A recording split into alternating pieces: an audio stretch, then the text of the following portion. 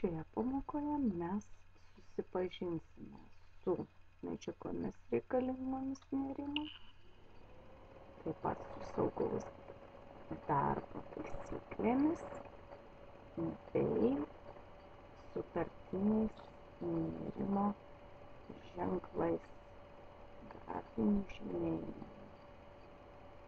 Aišku, nėrimui pirmiausia reikalingas vašelis ir siūlai. Siūlai gali būti mediniai, neišilginiai, vilnoniai. Vašelio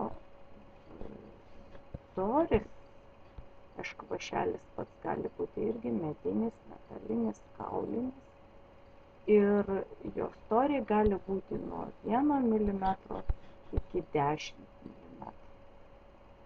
Siūlas negali būti storesnis už vašelio įtūpimą 1,5–2 kartais.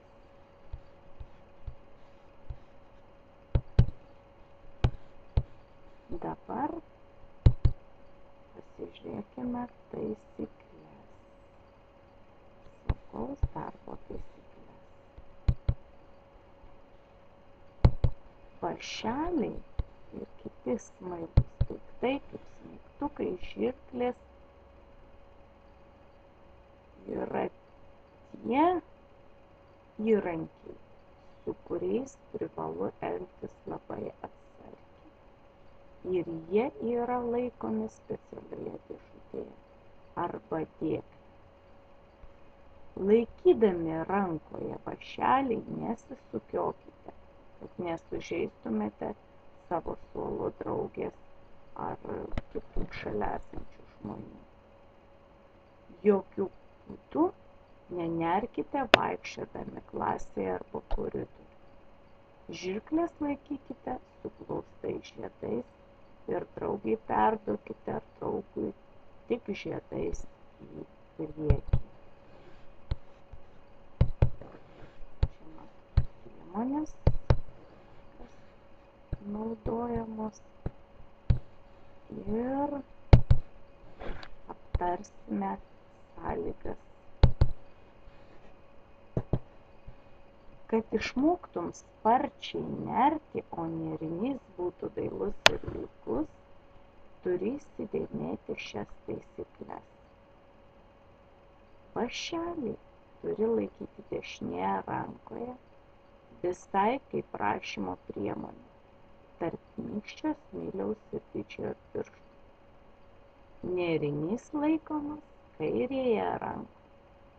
Neriama kilpa turi būti tarp smiliaus ir nykščio. Neriamas siūlas permetamas per smilių ir prilaikomas didžiuoju, bevardžiu ir mažuoju pirštu. Vašelis turi būti patogus paimti, galvutė nepersmaila ir glotni, kad neįtrėktų piršto ir nepašytų siūlo. Jos įtūpimas turi atitikti siūlo storį. Tai yra nebūti storesnis negu 1,5–2 kartų. Siūlas turi būti visą laiką vienodai įtemptas ir nerti reikia pagal schemą.